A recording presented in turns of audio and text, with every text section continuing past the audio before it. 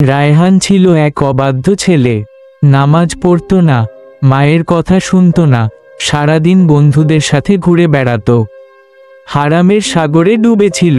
তার মা বারবার বলতো, বাবা একটু আল্লাহকে ভয় কর, নামাজ পড়ো। সে বলতো, আম্মু পড়ে সময় হলে পড়ব। একদিন রাতে মা চুপচাপ বসেছিল জানালার পাশে। রায়হান বাইরে থেকে ফিরল মাঝরাতে, হইচই করতে করতে। হঠাৎ সে মায়ের কক্ষে ঢুকে দেখল মা সেজদায় পড়ে আছে, কাঁদছে। সে কান পাতল, মা আল্লাহর কাছে শুধু একটাই দোয়া করছিল, হে আল্লাহ, আমার ছেলেকে হেদায়েত দাও, যদি দরকার হয় আমার জান নিয়ে নাও, কিন্তু ওকে জাহান্নাম থেকে বাঁচাও। রায়হানের শরীর কেঁপে উঠল, তার বুকের ভিতর আগুন জ্বলতে লাগলো।